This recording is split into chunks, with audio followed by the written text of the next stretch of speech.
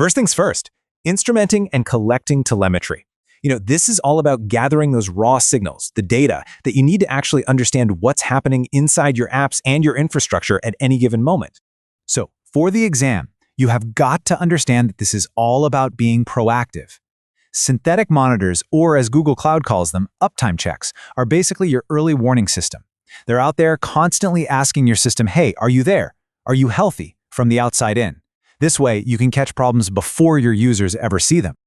Now check this out. This is where you really see the impact. A bad deployment goes out. Within just 60 seconds, the uptime check knows something's wrong. A mere 30 seconds after that, a P1, that's a highest priority alert, is fired off. In under 3 minutes, the team can roll back the bad change. This whole sequence just perfectly shows how a simple check can turn a system failure into an actionable alert and prevent a real outage. An alert is pretty useless if nobody sees it, right? And that's exactly where notification channels come into play. The whole point here is making sure the right people get notified through a reliable path.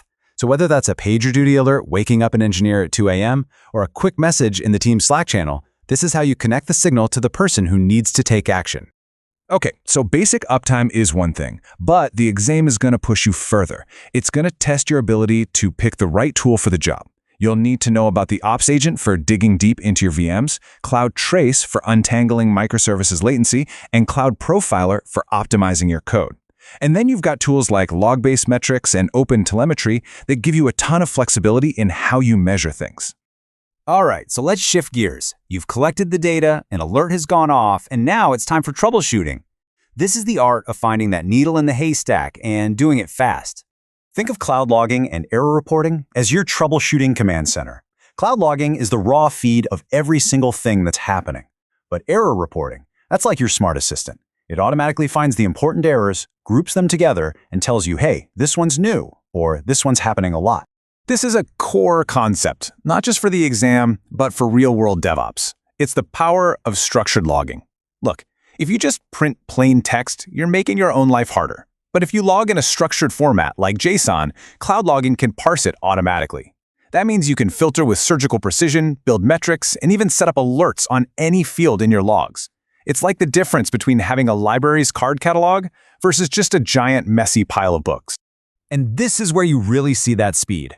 A bug goes live. Within 2 minutes, error reporting flags a brand new error. It tells you exactly when it started and just how fast it's spreading.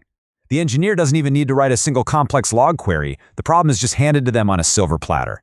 They start a rollback, and bam, the fire is out. That's the power of automated analysis right there. Now, for those really tough problems, the exam is absolutely going to grill you on these specialized tools. You need to know, when do you reach for Logs Explorer versus Metrics Explorer? Well, you use Logs Explorer to find specific events, but you use Metrics Explorer to look at trends. Is your service slow? That's a job for Cloud Trace. Is your pod not starting? That's when you check GKE events. Knowing which tool to grab first is critical. Okay, so we've collected data and we've reacted to issues. The last piece of the puzzle is proactive management. How do we get ahead of problems using dashboards and, really intelligent alerting? This is where MQL, the monitoring query language, becomes your superpower. Seriously, it lets you go way beyond simple alerts like CPU is high. With MQL, you can create these incredibly precise, custom alert conditions based on the metrics that actually matter for your service's health, your service level indicators. Let's walk through this flash sale example. Traffic suddenly spikes. Your MQL alert, which is watching for sustained high CPU, fires. The engineer gets a message in Slack, pulls up a custom dashboard showing CPU and memory, and immediately scales up the cluster. And here is the magic part. They solved the problem before it ever impacted a single user. That right there is the definition of proactive management. Now, if you really want to crush this section on the exam, you need to know these advanced strategies. Don't just alert when a simple threshold is crossed, alert on your error budget burn rate, how fast you're using up your allowance for failure. If your team already knows Prometheus, use PromQL for GKE metrics. And please, reduce alert noise by making policies that only fire when multiple things go wrong at once. These techniques show a much deeper SRE-style understanding of monitoring. Whew! Okay, we have covered a ton of ground. So what are the absolute most important points you need to lock in for the exam? It all really comes down to these 3 pillars. Think of it as a cycle. First, you instrument everything to get that high-quality data. Second, you analyze that data to find the root cause when things break. And third, you proactively manage the system to stop those issues from happening again. So remember, instrument, analyze, and manage. So there you have it. You now have a solid framework for absolutely nailing Section 4. We've tied all the core observability concepts directly to the Google Cloud tools the exam will test you on. With this foundation, you're not just ready to answer some questions, you're ready to prove you've got real-world DevOps competence.